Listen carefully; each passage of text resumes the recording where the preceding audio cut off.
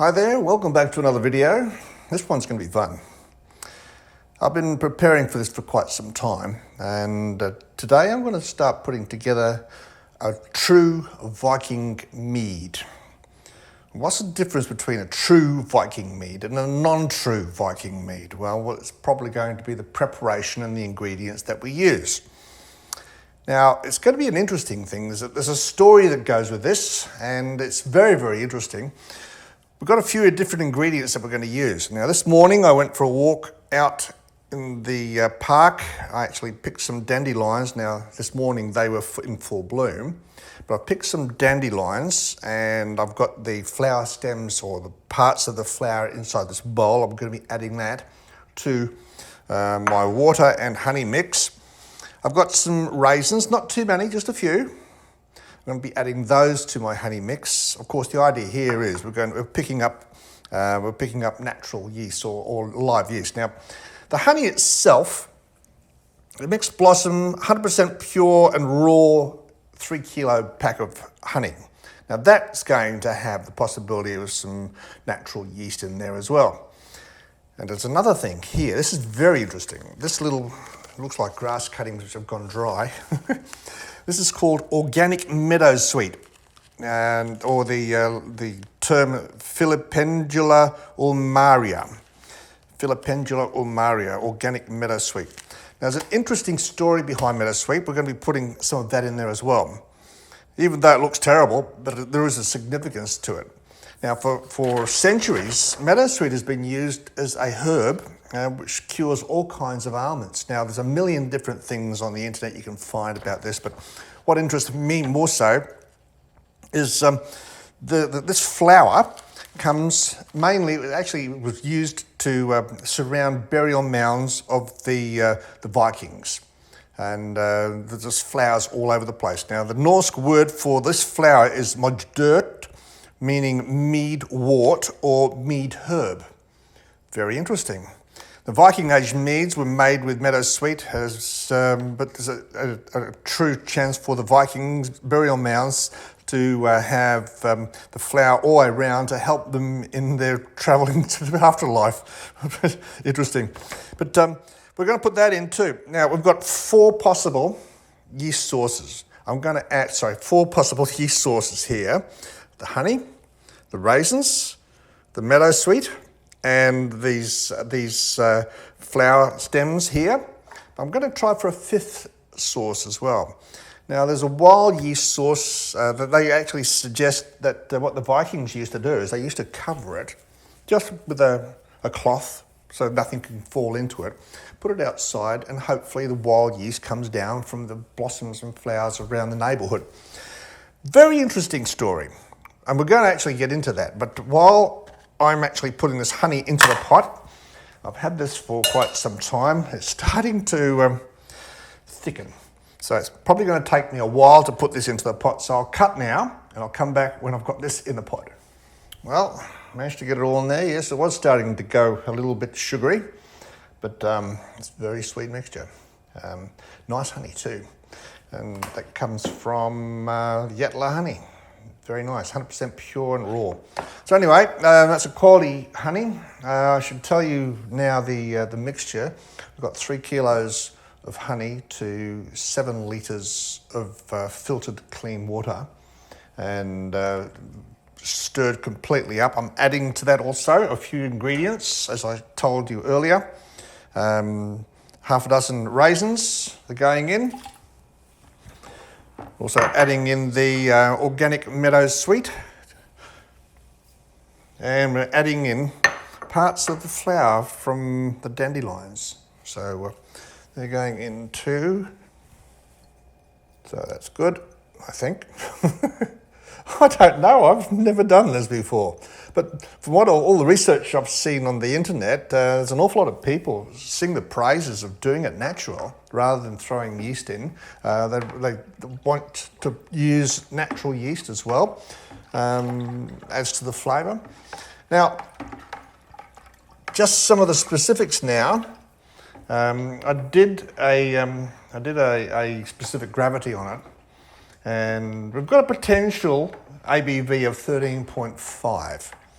Now, I know it's not going to come anywhere near that. From all my experiences in the past and everything I've been able to witness and read, most wild yeasts usually fall flat and die round about the 9% or 9.5% or 10%. So that means we're going to have a certain amount of sweetness left in our mix.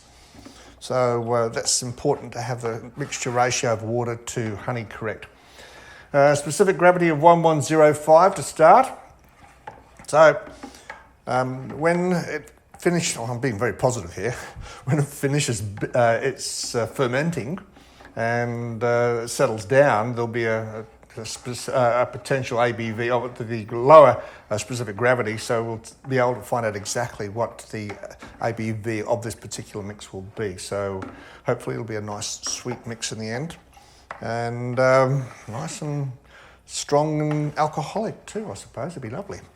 So, okay, the next step for this is going to be, I'm going to put a lid on this, literally a lid. It's going to be this, just a bag I use for my brews. So that's just going to keep anything from crawling in it. Leave it into the open air. We're starting to run low on daylight here now, but while there's still a little bit of wind and sunlight around, I'm going to put it outside, bring it in tonight. I'll put it out again tomorrow morning and bring it in tomorrow night. I'm making sure it's not in direct sunlight. So I'll be stirring it aggressively each time I move it. So interesting to see what happens with this. Looking forward to it, making Viking mead. So let's see if Odin's going to be with us this time.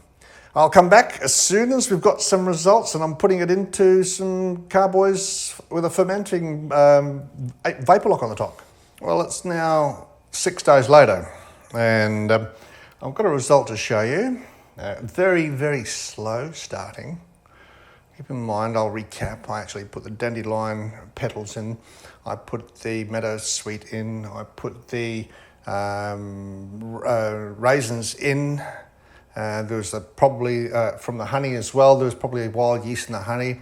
And hopefully I'll put this out in the yard for 2 days, bring it in at night, of course, and hopefully there's wild yeast flooding around.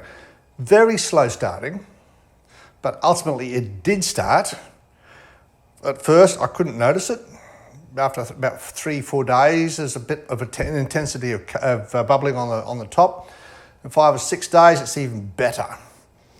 Now, I'm going to get to the stage of putting it in my carboys now, but before I do that, I'm going to show you what I've got, and I'm going to give you my opinion of what's actually helped this to spur along faster than what it would normally do. So just bear with me for a second. I'm going to put this in here and start recording. Okay.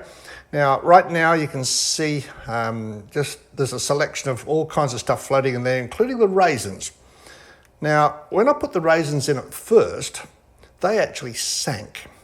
Now, the reason why they've actually increased or floated up to the surface is because there's yeast activity and there's carbon dioxide on the surface and inside those raisins to lower the weight and bring them up to the surface. I'm now going to see if I can actually just go into macro lens. Now you should be able to see bubbles coming from within the liquid as well as bubbles attached to the raisins. And that indicates that it's going to be more than comfortable if I actually put this into 2 carboys for it to continue fermentation.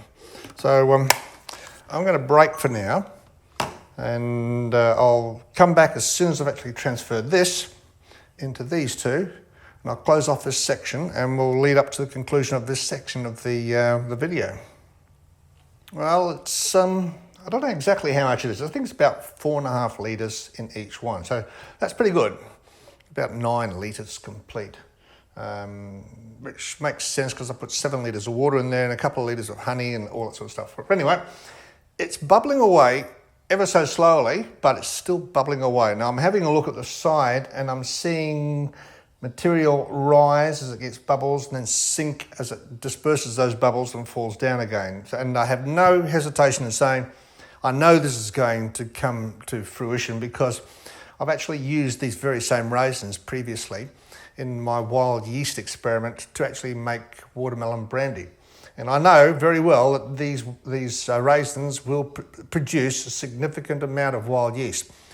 The only question I have is when I did that, it was just the raisins, mind you, but when I did that, they were incredibly slow. But they did work. But this one, as I said, we've got 5 levels of yeast, hopefully from the raisins, from the dandelion leaves, from the meadowsweet, from the honey, and from the air. So hopefully they're all going to group together and give us a faster solution. But what I'm hoping for, as we start getting, I don't know, it might be 1, 2 weeks, 3 weeks, 4, 5, I don't know. But what I'm going to do is I'm going to take specific gravities as I go, and I want to try and keep it sweet. So it started off at 13.5% potential ABV. All natural yeast should fall flat around about 9 or 10%. That's when they should stop because they haven't got the strength to actually persevere past that particular point. So I want to maintain sugar content.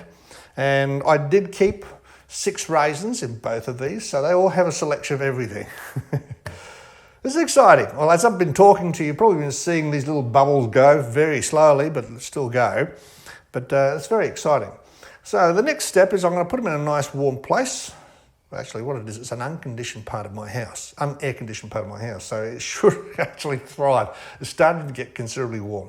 So, so I'm going to monitor this daily. As it comes up to the time when it's actually right for harvesting, I'm going to, obviously I'm going to put some Camden tablets in to stop it from progressing further because I basically want to maintain a level of sugar in the end product.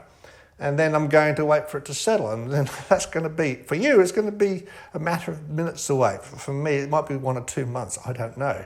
So it's an exciting adventure, an exciting experiment. So looking forward to having a try of my Viking mead, because when I next speak to you, I'm going to be having a try of my mead before I put it into long-term storage to see how it matures. Until I come back, for you, a few moments, for me, a few months.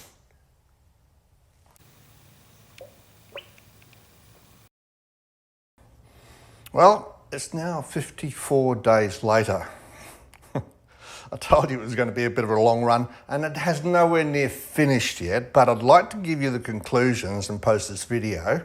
And a few months down the track, when it's settled a bit more, I'll actually do a follow-up video and tell you a bit more about it. But interesting specifics. When we started off our little experiment here, trying to make Viking mead a la natural, yes, we did make it a la natural. We made it with natural wild yeast. We made it with honey. And we started off with a potential alcohol volume of 13.5 or 105 specific gravity. Well, I've just done a specific gravity reading now, and it came in at 1032, which makes it a potential 4% ABV. If we take that 4 from 13.5, it means we actually have a mixture here which is 9.5% alcohol by volume, which is pretty decent. Now, I've racked it twice. There's been a lot of sediment on the first one, a little bit of sediment on the bottom, second one. It's getting progressively clearer and clearer. Now I'm going to be doing a racking every couple of weeks until it becomes nice and clear and translucent. But it's an interesting selection. It's an interesting process. It really is. One of the things I have been doing, when I'm racking it, I'm using a siphon hose, and I'm accidentally letting a little bit of that liquid get into my mouth. I can guarantee you it is very, very tasty. Just the little accidental bits, mind you. Well, but what I'm going to do now is I'm going to do a specific test, a taste test. And this is what I've got left over from taking my specific gravity. And here's to you.